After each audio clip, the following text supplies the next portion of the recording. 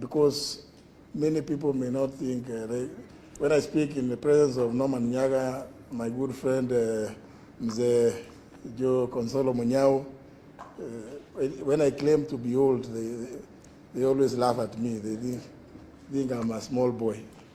Now that I'm also claiming to be old, in that for the longest time, even when I was a young man, Norman, even as a student in high school, there's been one person in the Kenyan political leadership that I always loved to one day meet.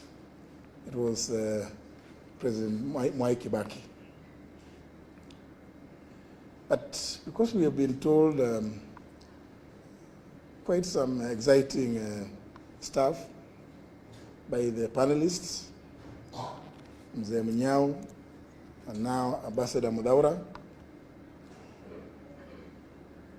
I want to just pick one point, not about his eloquence and his capacity to debate any topic in Parliament, which I found quite unique, but it's something that I think, for me, I emulate from President Mwai Kibaki. We've talked about the many gifts that he has left this country. Talked about Vision 2030. And my worry is just that as it comes to an end, we may get into some darkness. His Excellency Rigathi has always been telling people that whenever it gets very dark, it's just about dawn. You're just about to get to some light. But I fear for the country if it gets too dark. This document that at every time, and it's a dictator, before you take up any state job, you must swear by the Constitution to defend it, to uphold it, to protect it. As my brother Eugene pointed out, has dedicated the whole chapter 6. But know what? Actually, you don't need to read chapter 6.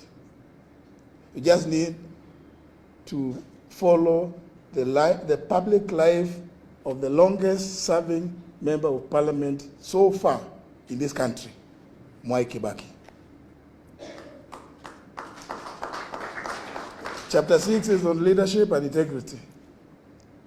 How it is that somebody could have been in public life, in politics, that long, and to date, you don't hear anybody saying, oh, they planned this, they planned Thika Highway, but in the process of planning Thika Highway, there was this which was supposed to sort out some things. This, for me, is extremely important. Even as we read that chapter 6 on leadership and integrity. We've been told about ICT. How I wish you in leadership could borrow a leaf that when we come up with projects, public projects, we don't do so because we have hidden private interests in there. Because virtually everything we do these days, as you go through the documents, you come to realize, oh, there's something here which is not very clear. How is it that President Mwai Kibaki went through it, Minister for Finance, Minister for Health, Assistant Minister, but you can't hear. And in those very critical dockets, to date you cannot see or hear what we hear today. So, ladies and gentlemen, brothers and sisters, whether you read chapter 6, read about President Mwai Kibaki to know what it is. When we talk about good governance, when we talk about integrity in public leadership, in office, you just need to read the history of Mwai Kibaki. Then you can read chapter 6 as kind of a lullaby, because when you read the history of Mwai Kibaki, then integrity in public leadership, in public office, will become so clear to you that you don't need to read anything else. Many of you, I'm sure, are religious people, either Muslims or Christians or Hindus. You know, virtues, the virtues of integrity, honesty. I think there's a lot that we can learn just by reading the life of President Mwai Kibaki, because it amazes me how somebody could have been in leadership, rising to the highest office, and you still cannot hear anything, not touching even on his family, not touching not even his close friends.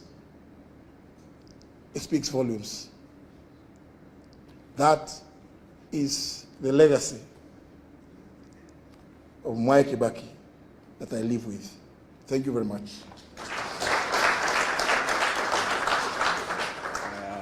Thank you very much. Tumeshukuru sana. Ambassador Muturi talked about housing that Mwai Kibaki did, and it triggered my mind when William Ruto brought the affordable housing and there was outcry out there. People are saying they be left alone to do their own houses. And I had a conversation with him, and he says, no, we need houses.